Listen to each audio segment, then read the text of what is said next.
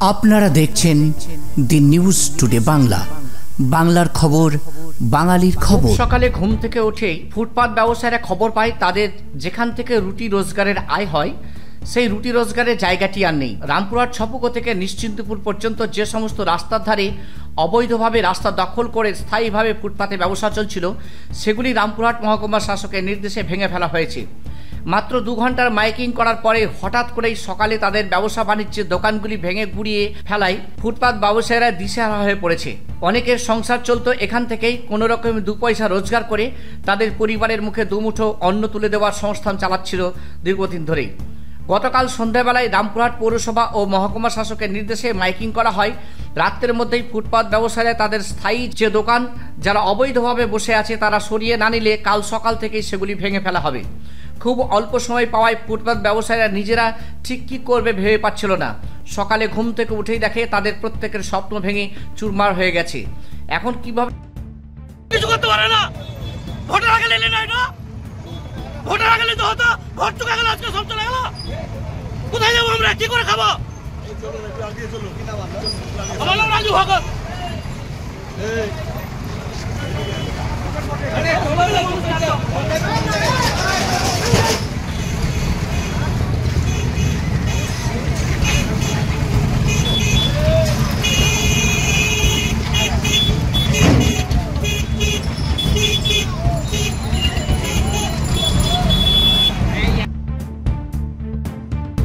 রামপুরহাট মহকুমা শাসক সৌরভ পাণ্ডে বলেন, এই ফুটপাতে যারা অবৈধভাবে স্ট্রাকচার করে আছে তাদেরকে সরানোর জন্য জানুয়ারি মাস থেকেই বারবার জানানো হচ্ছে এবং গতকালকেও মাইকিং করে দেওয়া হয়েছিল। যারা অবৈধভাবে স্থায়ীভাবে স্ট্রাকচার করে ব্যবসা করছে তারা সেগুলি সরিয়ে নেয়, কিন্তু তারা নিজেরা না সরালে আমরা বাধ্য হয়ে প্রশাসনের পক্ষ থেকে সেগুলি ভেঙে সরিয়ে দিয়েছি। তবে যারা ট্রলি বা এমনি অস্থায়ীভাবে ফুটপাতে ব্যবসা করছে তাদের কিছু করা হচ্ছে না, আর এ ব্যাপারে আগে থেকে সকলকে সচেতন করা ছিল। রামপুরহাট পৌরসভার চেয়ারম্যান সৌমেন ভগত বলেন, সারা রাজ্য জুড়ে প্রত্যেকটি শহরে ফুটপাতে অবৈধভাবে যারা রাস্তা দখল করে ব্যবসা চালাচ্ছিল তাদেরকে সরানো হচ্ছে। সাধারণ মানুষের দীর্ঘ অভিযোগের ভিত্তিতে শুধু রামপুরহাট শহরে নয়, রাজ্যের বিভিন্ন শহরে যারা এই ধরনের অবৈধ জায়গা দখল করে আছে তাদেরকে সরানো হচ্ছে মানুষকে সুস্থভাবে জীবনযাত্রা ফিরে দেওয়ার জন্য। INTTUC ফুটপাত ব্যবসায়ী সভাপতি শাহজাদা কিনু বলেন, যারা অবৈধভাবে ফুটপাত দখল করে আছে তাদের শুধু উচ্ছেদ করলেই হবে না, এই ধরনের অবৈধভাবে অনেকেই বড় বড় বিল্ডিংও দাঁড়িয়ে আছে, তাদেরকে উচ্ছেদ করার ব্যাপারে প্রশাসন কেন কোনো পদক্ষেপ নিচ্ছে না? আমাদের অবস্থান এখানেই, আমরা এখন শুধু দেখে যাচ্ছি। আমাদের নেতৃবৃন্দর সঙ্গে কথা বলে আমরা পরে বৃহত্তর আন্দোলনে নামতে বাধ্য হব। প্রসঙ্গত উল্লেখ্য, গতকাল সন্ধ্যায় প্রশাসনের পক্ষ থেকে মাইকিং করা হয়, আগামীকাল থেকে সমস্ত অবৈধভাবে যারা ফুটপাত ব্যবসা করছেন তাদেরকে সরিয়ে দেওয়া হবে এবং কথা মতো তাই সকালবেলায় প্রশাসনের পক্ষ থেকে অবৈধ দোকানগুলিকে সরিয়ে দেওয়া হচ্ছে। এতে মানুষের ক্ষোভ চারিদিকে ফেটে পড়েছে। রামপুরহাট মহকুমা শাসকের গাড়ি ঘেরাও করে মানুষ ক্ষোভ দেখিয়েছেন। রামপুরহাট থেকে আমি আলমের রিপোর্ট, দি নিউজ টুডে বাংলা, বাংলার খবর, বাঙালির খবর।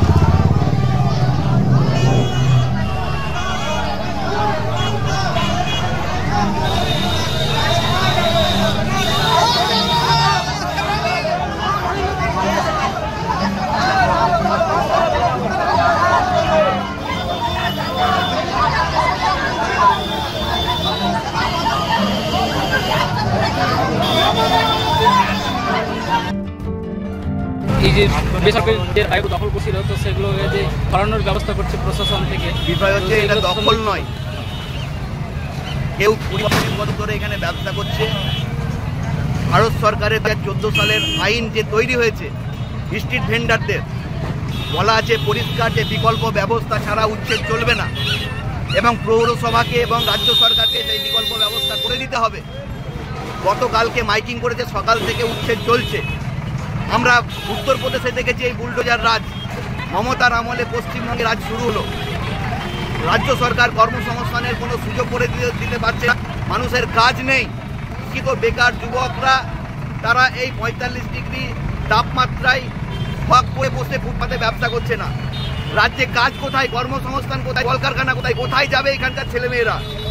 ফুটপাতে ব্যবসা করছে। রাত্রেবেলায় মাইকিং করেছে, সকাল থেকে উচ্ছেদ, ভোর থেকে এ চলছে। পশ্চিমবঙ্গে এ রাজ চলছে, উত্তরপ্রদেশে এ রাজ আমরা দেখেছি যোগীর আমলে। পশ্চিমবঙ্গে বুলডোজার রাজ শুরু হয়ে গেল। আমরা 12টার সময় আমাদের সংগঠনগতভাবে আমরা এসডিওর কাছে যাচ্ছি, বলে হচ্ছে যে এর নির্দিষ্টভাবে পৌরসভাকেই দায়িত্ব নিতে হবে এবং এদের বিকল্প ব্যবস্থা করে দিতে হবে। আইনে বলা আছে 2014 সালে ভারত সরকার আইন পাস করেছে যে স্ট্রিট ভেন্ডারদের বিকল্প ব্যবস্থা পৌরসভাকে করে দিতে হবে। বহু সরকারি জায়গা আছে সেখানে করুন না। মামাটি মানুষের সরকার এত উন্নয়নে খরচ করছে, গোটা রামপুরহাট শহরের যারা ফুটপাত ব্যবসায়ী তাদেরকে এক জায়গায় এনে একটা জায়গায় কমপ্লেক্স করে দেখ না,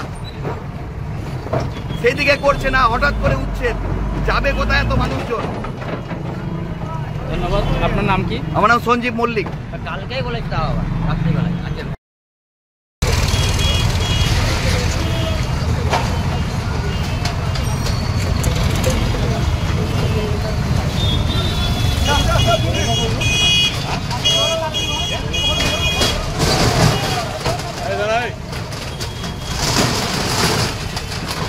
লোক আছে।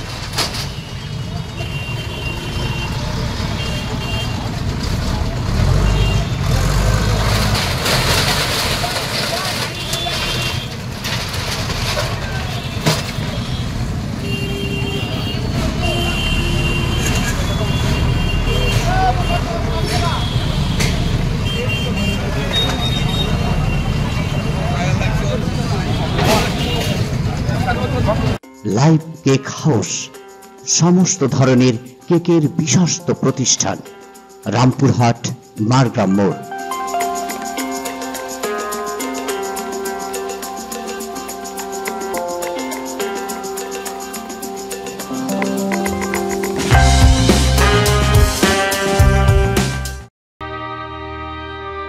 এটা হচ্ছে বাটার নেট, নেটের উপরে জারদোসি। শাড়িটা একবার দেখে নিন, পুরোটা রেডের মধ্যে চলে যাচ্ছে। রেডের উপরে সুন্দর জড়ি দিয়ে এবং স্টোন দিয়ে কাজ করা রয়েছে। এটার অরিজিনাল বাজার দর হচ্ছে 1800 থেকে 2000 টাকা, কিন্তু একমাত্র পরিণীতা শাড়ির দোকানে এটা আপনারা পেয়ে যাবেন মাত্র 1500 টাকায়। আজই আসুন পরিণীতা শাড়ির দোকানে।